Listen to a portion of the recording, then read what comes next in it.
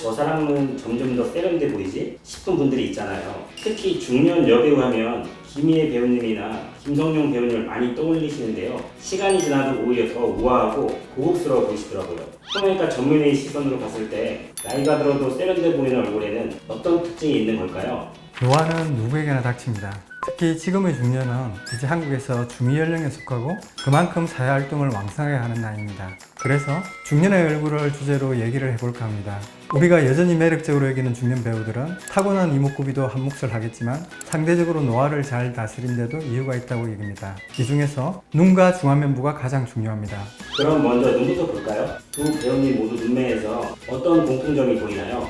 눈은 첫인상을 좋아합니다. 나이가 들면서 눈은 작고 답답해 보입니다. 앞서 보여주신 두 배우분들은 상대적으로 그런 특징이 적고요.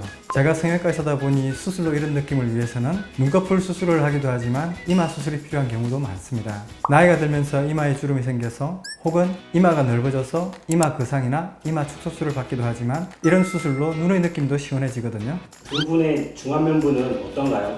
여기서 분위기가 많이 갈리는 것 같아요.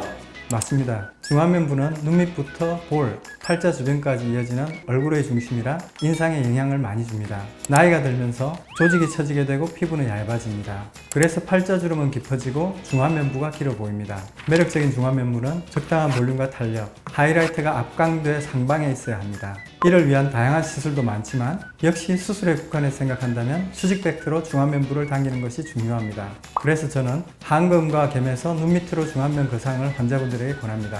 점점 중안면부 안면 거상에서는 중요한 키워드이기도 하고요.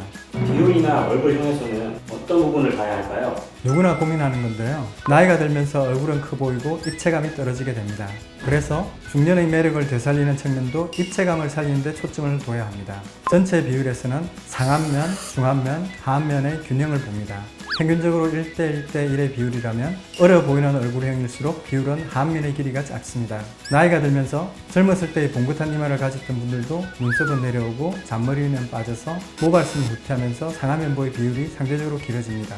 중안면부는 하이라이트가 아래로 내려오면서 입가가 불룩해지고 중안면부가 길어 보이게 되는 현상이 생기고요. 하안면부에서는 입가와 턱선이 아래로 무겁게 내려오면서 피곤하거나 처진 인상을 주게 됩니다. 두 배우분들은 이런 변화가 덜 보이고요. 많은 분들이 나이가 들어도 배우님들처럼 우아하고 세련된 인상을 갖고 싶어 하실 것 같아요. 40대 이후에 이런 자연스러운 인상을 원한다면 어떤 상담이 필요할까요?